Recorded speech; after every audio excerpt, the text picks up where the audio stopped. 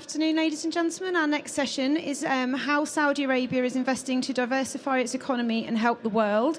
And I'll introduce you to Halima Croft from RBC Capital. Thank you. Thank you so much. Thank you for joining us today. We have a fabulous all-star panel to discuss how Saudi Arabia is diversifying its economy and helping the world. You have seen the list of speakers, so I do not need to do the introductions. So we're going to get right into it because we actually do not have nearly enough time for the expertise that we have on stage here. So Klaus, I'm going to start with you. You led very successful diversification strategy efforts at Siemens, at Alcoa. If we think about Saudi Arabia and the tremendous change that we've seen in this country, what do you think have been the key drivers, and where does minerals fit into the story?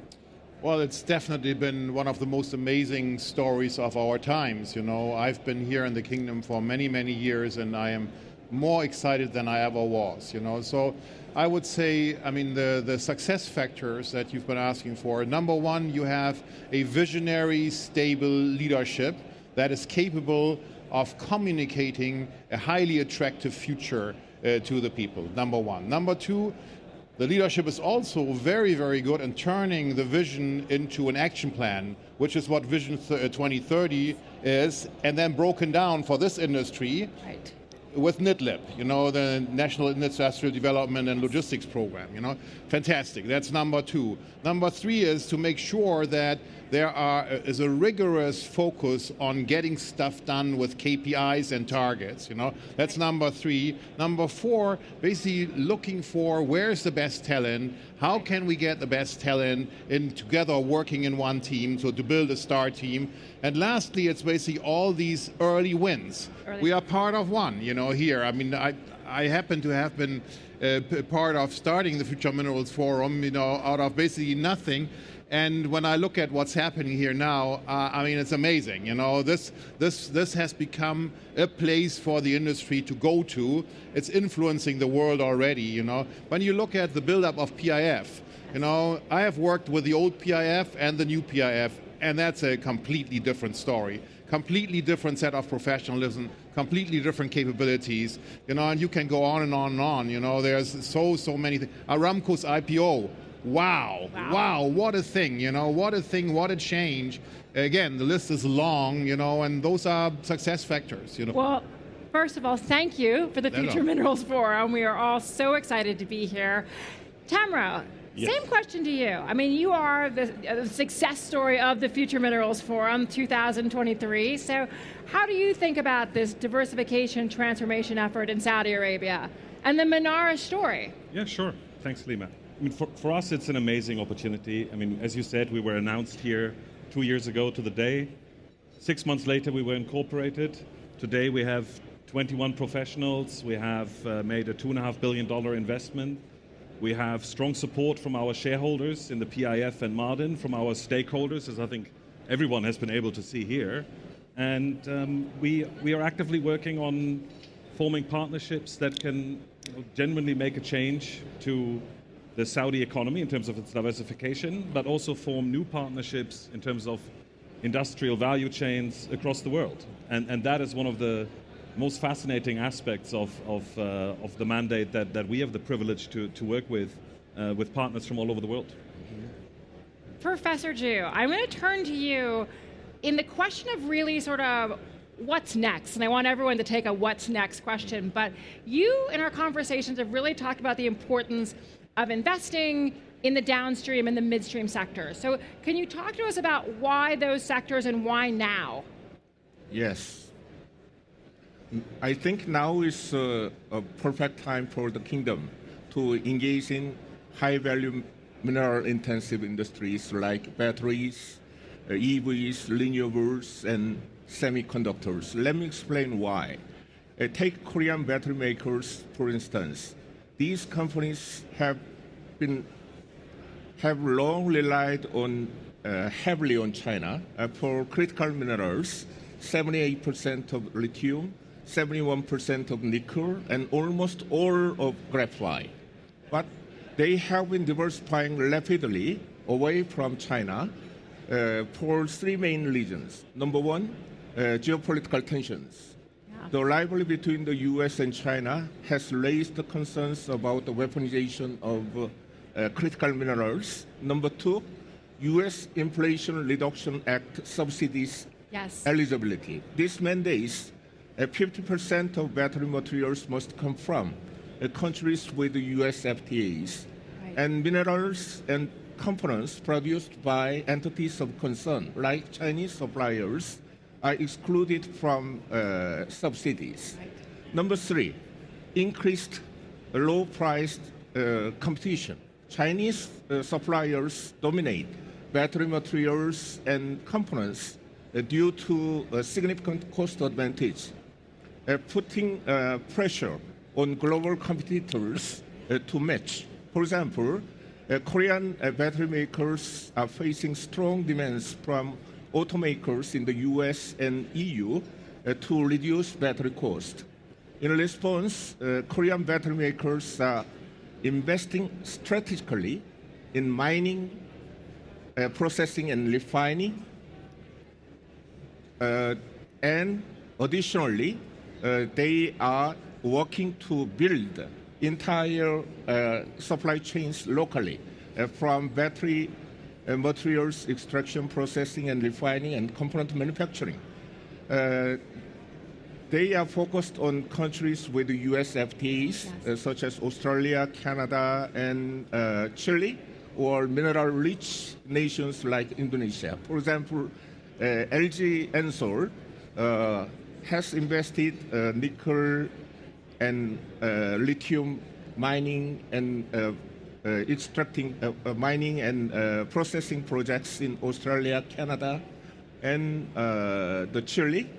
And the POSCO has gone further by acquiring 100% equity in a lithium project in Argentina to produce lithium hydroxide from brine.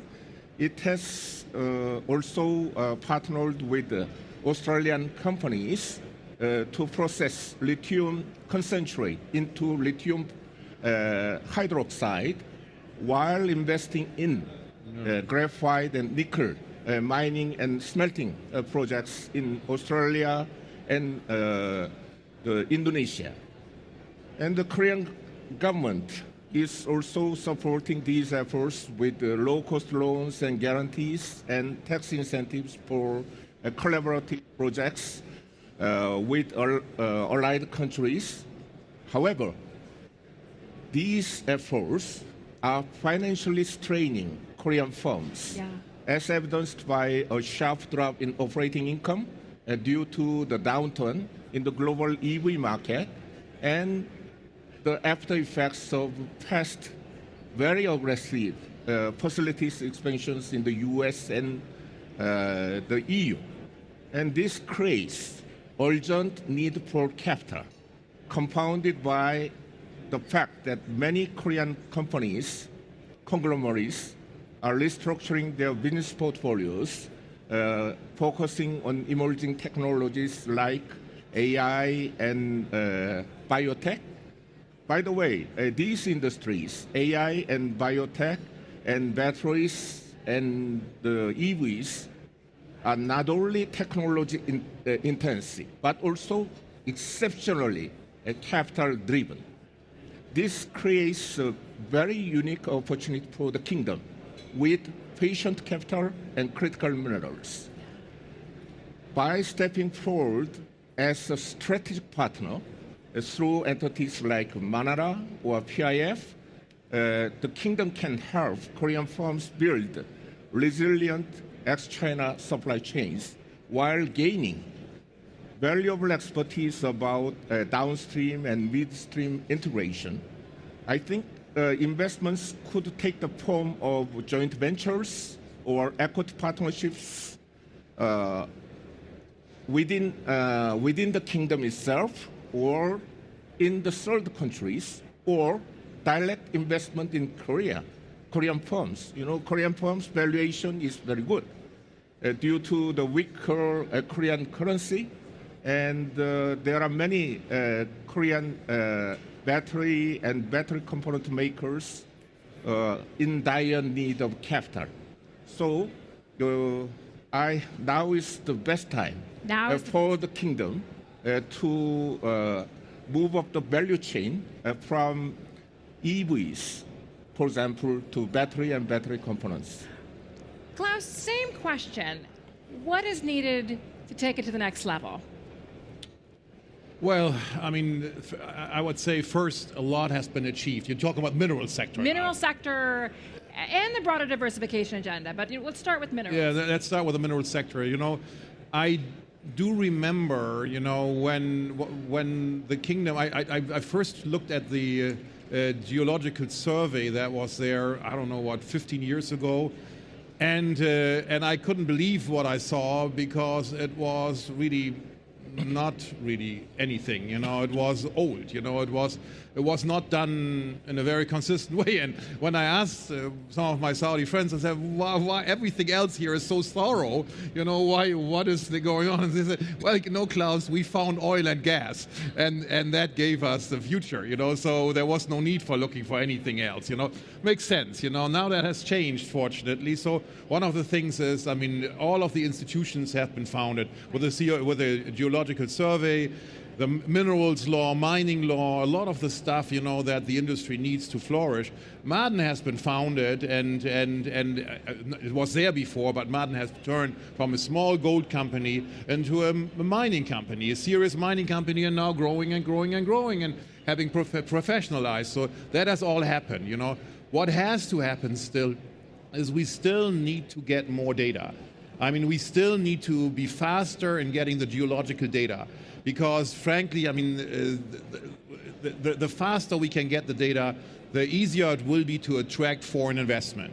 Because the companies want to see data, and then they would want to have explorative mining licenses and want to get going, and then they will invest. You know, so that's one of the things. So the other thing that also isn't there yet is the whole ecosystem.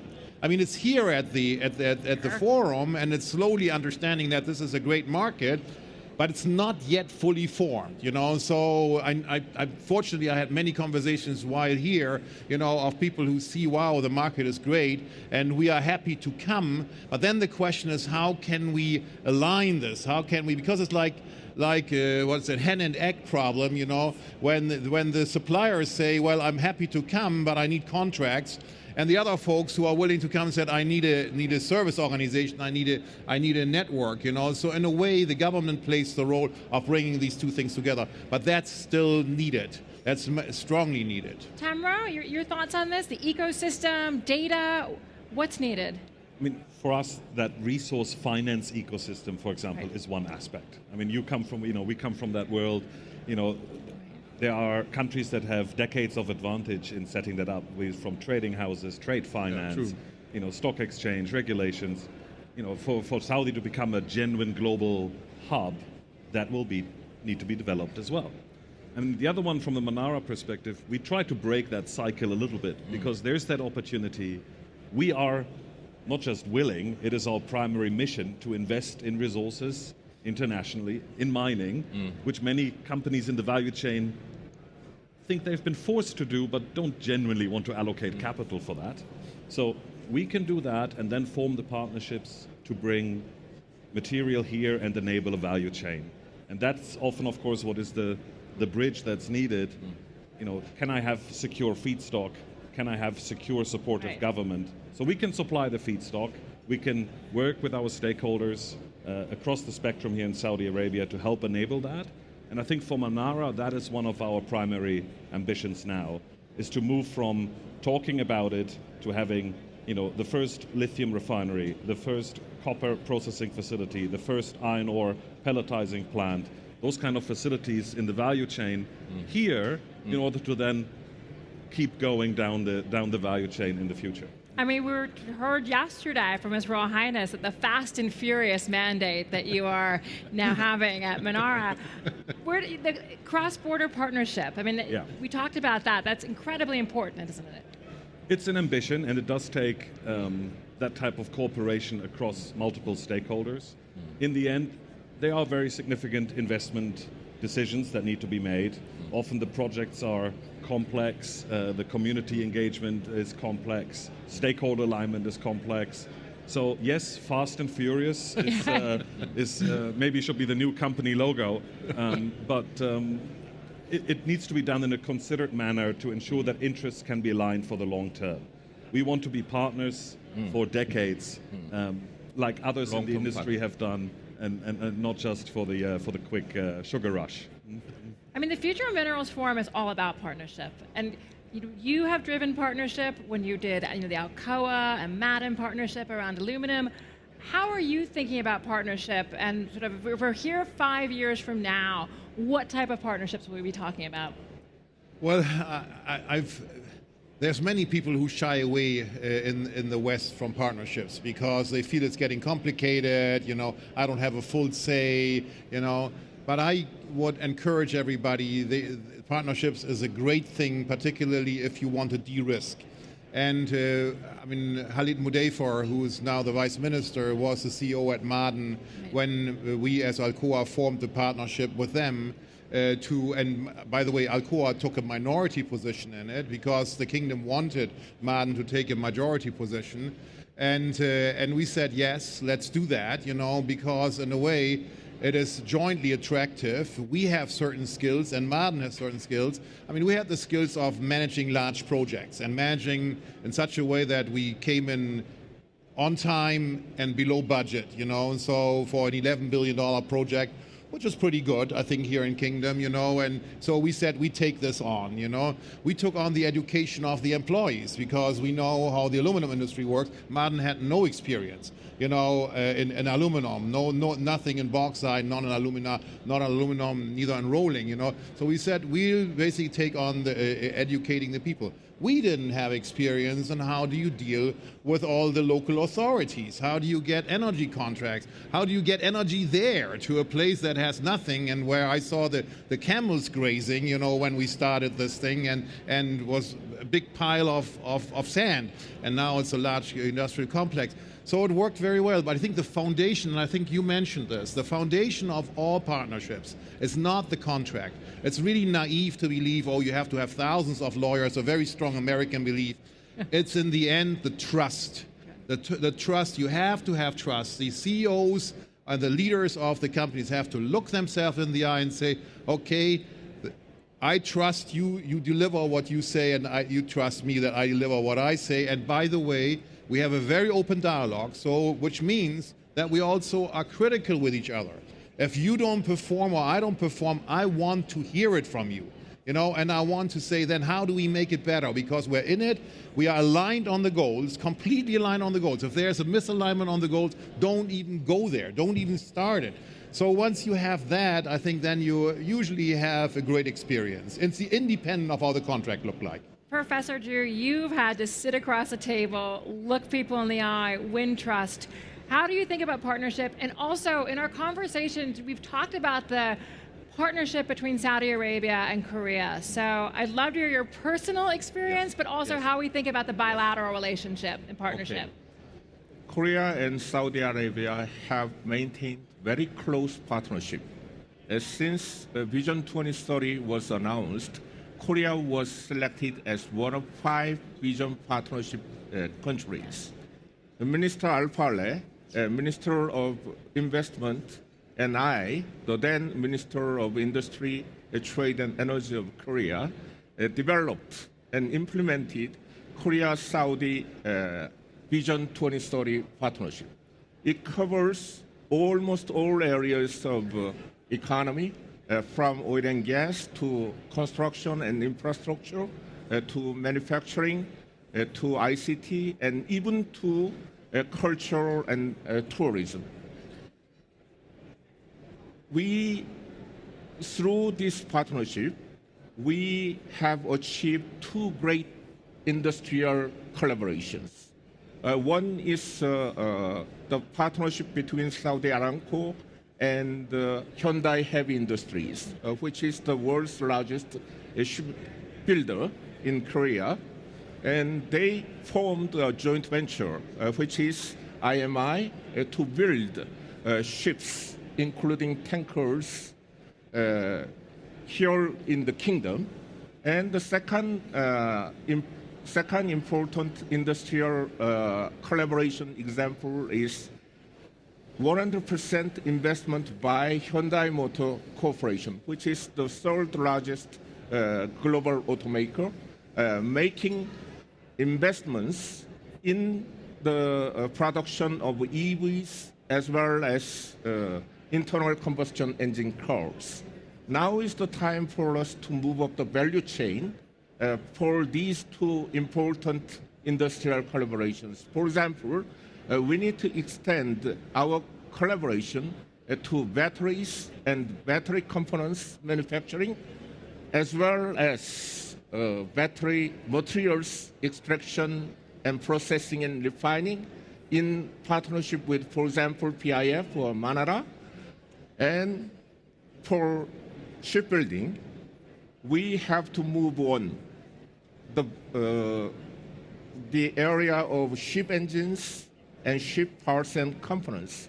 Already, there's a collaboration between the Korean firm and the IMI on the ship engines.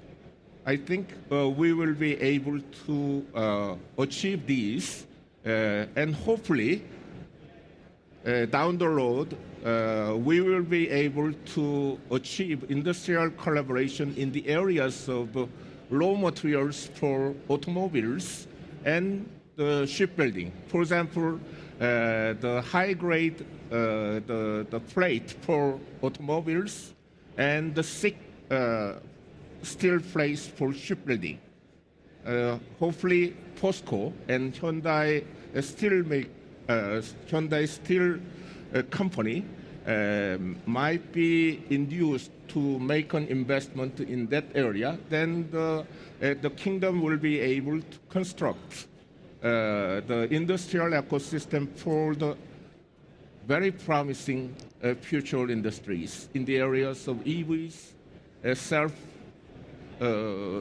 self-driving ships.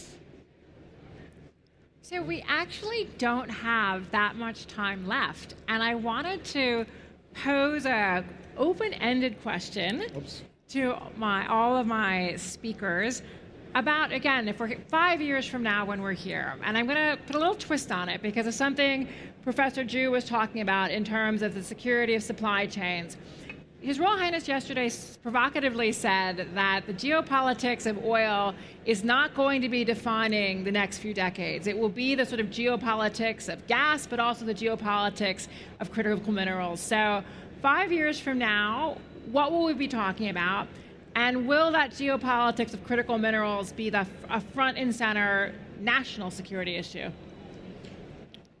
Having spent a lot of time of my life in the commodities sector and the mineral sector, I think geopolitics will continue to play a role. The minerals might be some different minerals, but I think it's pretty sure that those ones that are on the list of the critical minerals today will most likely even more dominant at the time. But geopolitical things will always play a role. I think the difference that you mentioned is that now, even in countries like the US, they have woken up to it and say, hey, we have to be a little more mindful of how we look at that. And interestingly, in the US, the military always had a very clear view on the importance of it, but the private sector did not, and the political side also didn't. That has changed. That has tremendously changed, you know. And I think what's also, and that same thing, by the way, in Europe, what has also been understood, you know, in places like Germany, where more than 25% of the total GDP is dependent on automotive mobility, you know, which is going through a drastic change, you know.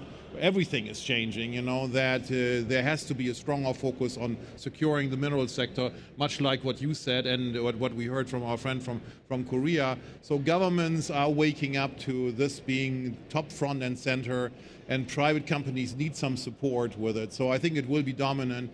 And I think this conference will be a place where the world will continue to meet and we will have very, very exciting discussions. And I hope by then we will have full transparency on what's in the ground here, and people will have swarmed here to drill holes and find what's in the earth and start to extract it. You know, that's my hope in 5 years from now. Tamro, Future Minerals Forum 2030, what's going to be top of the agenda?